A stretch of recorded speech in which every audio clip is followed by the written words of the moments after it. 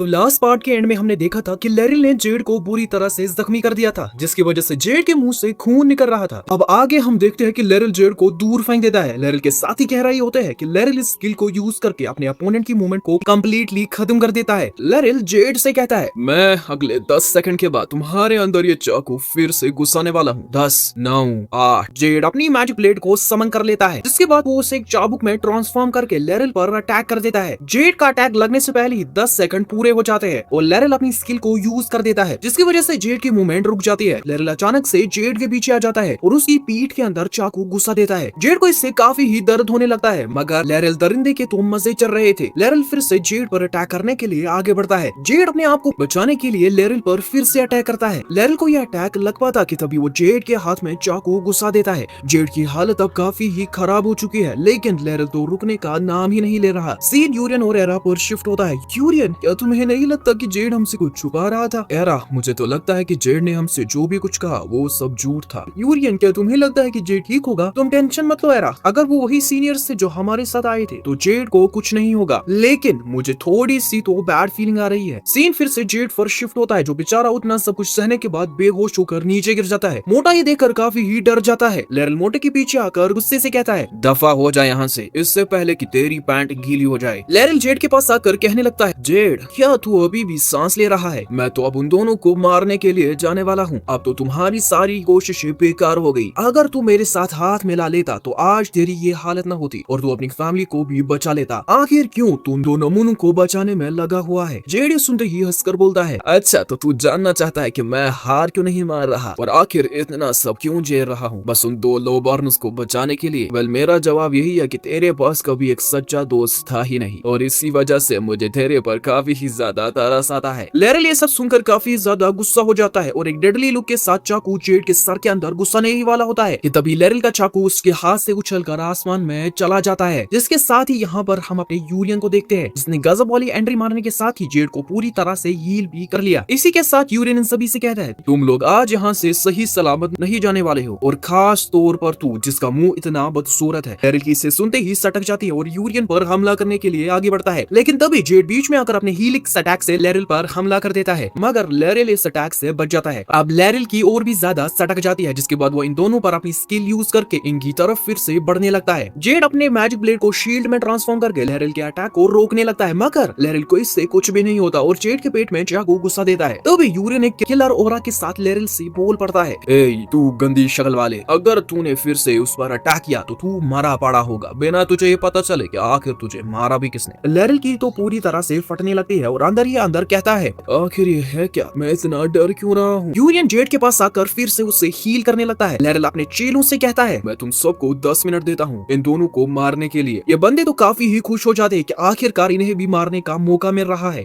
Z इन सभी से fight करने के लिए अपनी ब्लेड को निकाल लेता है, मगर यूरियन इसकी गर्दन पर हिट करके इसे बेहोश कर देता है। यूरियन जेड से कहता है, जेड तूने काफी कुछ कर लिया, अब तू आराम कर और मुझ पर ये सब छोड़ दे। इसके बाद सीन शिफ्ट होता है और हम रिकी को देखते हैं, जो इन सभी से कहता है, आखिर उसे इतना टाइम लग क्यों रहा है? उससे तो जेड को बस वापस लाना था। एरा कहती है, मुझे तो कुछ गड़बड़ लग रही है, कहीं यूरियन के साथ कुछ गलत न हो गया हो। प्रिंसेस इसे सुनकर इन दोनों से कहती है, अगर ये बात है तो चलो हम भी उन दोनों को ढूंढने के लिए चले जाते हैं। सीन फिर से इन सभी पर शिफ्ट होता है, जो यूरियन और जेड को ढूंढ रहे थे। लेरिल इन सभी से कहता है, हमें जल्द से जल्द उन दोनों को ढूंढ कर मार देना होगा, वरना कहीं वो सभी को हमारे बारे में बता न दे। तो भी अचानक से ही यहाँ पर आ जाता है यूरिस ब्लाब्ला, मतलब हमारा यूरियन। इन सभी का दिमाग खराब हो जाता है कि आखिर ये बंदा इनके मिशन के वक्त कहाँ से टपक पड़ा। यूरियन इन सभी से कहने लगता है, वेल मेरा नाम है यूरिस ब्लाब्ला, एक एलीट स्वॉर्ड मास्टर, जो तुम सबको आज सजा देने के लिए आया है। लेरिल की ये सुनते ही चिढ़ जाती है और अपनी स्किल यूरियन पर यूज करके इन सभी को उस पर अटैक करने के लिए बोलता है। लेरिल सोच रहा होता है कि अब तो ये गया, मगर यूरियन एक ही हिट से इन तीनों को उड़ाकर सीधा इन्हें पेड़ में घुसा देता है।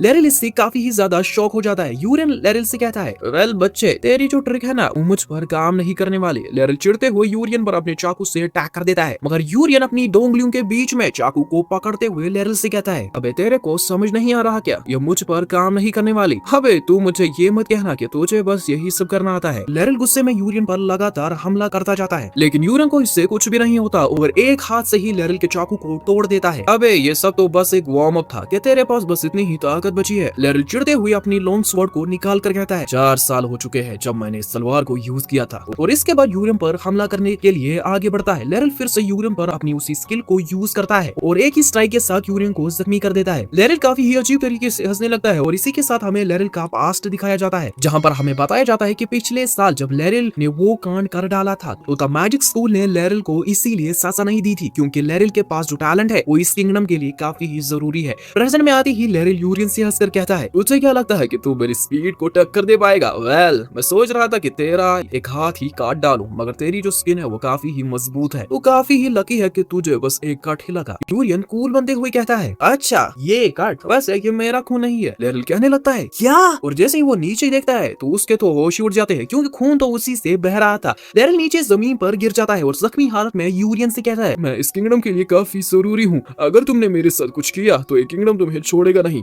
यूरियन जेड के उस पेन को याद करता है जो लैरिल ने उससे दिया था और एक डेडली ऑरा के साथ लैरिल से कहता है, तुझे क्या लगता है कि मैं तुझ जैसे दरिंदे को बख्श दूंगा? और इसी के साथ यूरियन अपनी तलवार को निकालने लगता है। सीन इन सभी पर शिफ्ट होता है जहाँ प्रिंसेस इन सभी से कह रही होती है, क्या तुम सभी ने उस मानक को फील किया? रिकी कहने लगता है, यूरिस ब्ला ब्ला, हाँ ये वही है। और इसी के साथ रिकी तेज स्पीड के साथ यूरियन की तरफ बढ़ने लगता है। जब रिकी वहाँ पर पहुंच जाता है तो वो ये देखकर काफी हैरान हो जाता है कि सेकंड ईयर का टॉप स्टूडेंट लैरिल तुम्हारी हालत में पड़ा हुआ है। यूरिस ब्ला ब्ला, तुम्हारे पास इतनी असीम शक्तियां हैं लेकिन तब भी तुम बच्चों को मारने पर तुले हुए हो। यूरिन रिकी से कहता है, मैंने किसी को नहीं मारा, तुम बस गलत समझ रहे हो। अच्छा, तो तुम मेरे सवाल का जवाब नहीं देना चाहते हो तो ठीक है, मैं तुम्हें जवाब देने पर मजबूर कर दूंगा। यूरिन रिकी से कहता है, क्या तुझे लगता है कि तू लैरिल से ज्यादा ताकतवर है? रिकी से सुनते ही कहता है, अगर तुझे लगता है कि तू मुझे पिछली बार की तरह हरा सकता है तो दोबारा सोच कर दे। इस बार मैं विंड स्पिरिट वी की पावर को यूज करने वाला हूँ। यूरियन कहने लगता है, क्या स्पिरिट? और इसी के साथ रिकी अपने आसपास एनर्जी जमा करने लगता है और 1000 बर्फ से बनी हुई तलवारों से यूरियन पर अटैक करने लगता है। यूरियन को ये अटैक लग पाता कि तभी वो अपनी स्वॉर्ड को यूज करके एक हिट से इन सभी को खत्म कर देता है। रिकी अपनी तलवार में माना को ट्रांसफर करते हुए फिर से एनर्जी अपने पास इकट्ठा करने लगता है। अब रिकी यूरियन पर अटैक कर पाता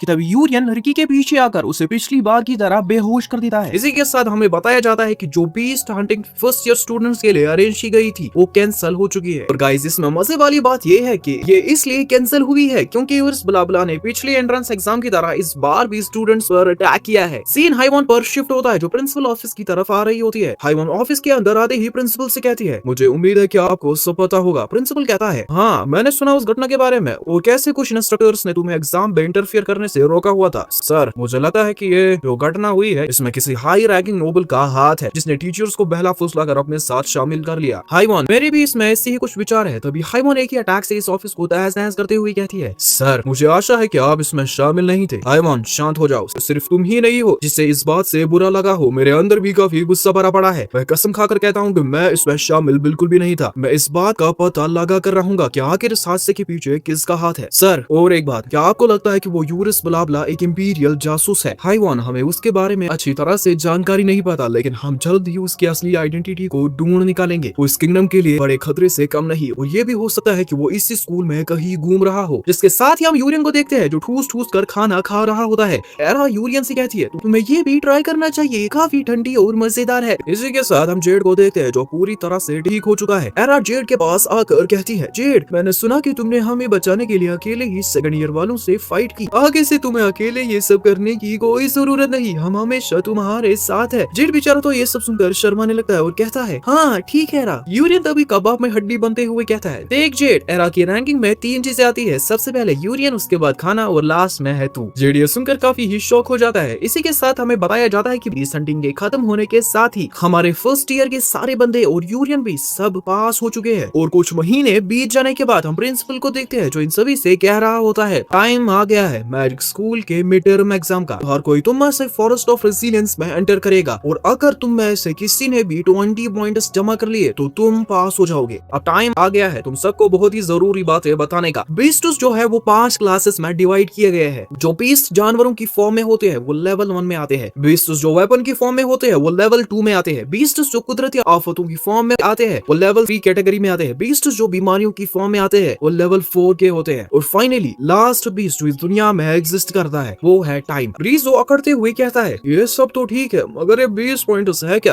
प्रिंसिपल इन सब से कहने लगता है लेवल 1 को मारने से तुम्हें 2 पॉइंट्स मिल सकते हैं, लेवल 3 से 5 और बाकी तो तुम समझ ही चुके होंगे। तुम्हारे पास बस 5 दिन है और तुम्हें अकेले ही बीस्ट को हंट करना होगा। म्यू कहती है सर आखिर लेवल 3 के बारे में क्या? म्यू लेवल 3 से तुम सीधा 20 पॉइंट्स कमा सकती हो, मगर अगर तुम्हारा सामना लेवल 3 से हो तो तुरंत ही वहाँ से भाग जाना। इसके बाद गार्डियन भी, जी और हाइमन भी यहाँ पर आ जाते हैं। हाइमन इन सभी से कहती है वेल बच्चों, इस बार तुम्हारे एग्जाम में कोई भी रुकावट नहीं आने वाली, ना ही कोई बीस्ट और ना ही वो यूरिस ब्लाब्ला, क्योंकि मैं खुद ही इस एग्जाम पर नजर रखूंगी। यूरियन के तो होश ही उड़ जाते हैं क्योंकि अब ये बंदा आखिर अपनी पावर्स का इस्तेमाल कैसे करेगा, वो भी इन तीनों की नजर में आए बिना। इसके बाद सीन आगे शिफ्ट होता है जहाँ पर गार्डियन भी कहता है सर मैंने स्टूडेंट्स को अपनी अपनी जगह पर भेज दिया है, और इसी के साथ हम देखते हैं कि उन सभी पर नजर रखने के लिए यहाँ पर मैजिक ऑर्ब्स भी रखे हुए हैं। हम यूरियन को देखते हैं जो सोच रहा होता है कैसे वो अपनी पावर्स को यूज करे, मगर तभी यूरियन के पीछे एक बड़ा सा रैट भी आ जाता है जो अपना बड़ा सा मुंह खोलकर यूरियन को खाने के लिए आगे बढ़ता है। यूरियन अपने मैजिक टूल से इस बीस्ट पर अटैक कर देता है, लेकिन इससे तो इस बीस्ट पर एक खरोच भी नहीं आती और इसी के साथ यहाँ पर 2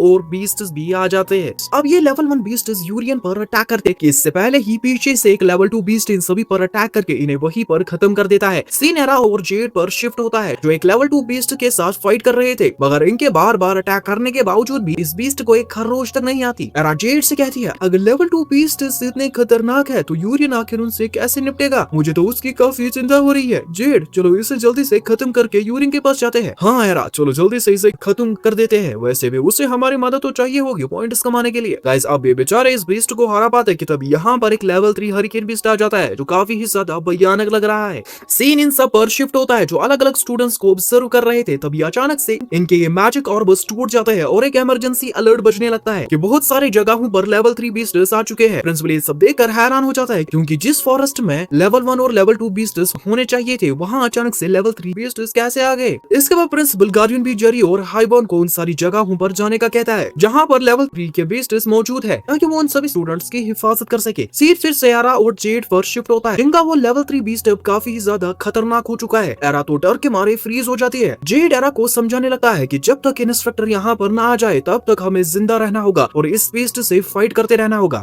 एरा का भी हौसला इससे काफी बढ़ने लगता है और वो भी लड़ने के लिए तैयार हो जाती है। तभी यहाँ पर जोर जोर से हवा चलने लगती है। एरा इस तेज हवा से उड़कर दूर चली जाती कि तभी जेड एरा का हाथ पकड़कर उसे बचा लेता है, लेकिन पीछे से बीस्ट आकर इन दोनों पर हमला कर देता है। जेड और एरा किस्मत से इस अटैक से बच जाते हैं। ये दोनों अपनी तलवारें निकाल कर इस बीस्ट पर एक साथ अटैक करने के लिए रेडी हो जाते हैं। जेड अपनी मैजिक ब्लेड को शील्ड में ट्रांसफॉर्म करके बीस्ट के अटैक को रोक देता है और एरा ऊपर से जंप करके सीधा बीस्ट पर अटैक कर देती है जिसकी वजह से इस बीस्ट का एक हाथ कट जाता है। पीछे से जेड भागता हुआ आता है और एक अलग ही लेवल के अटैक से इस लेवल 2 बीस्ट को खत्म कर देता है।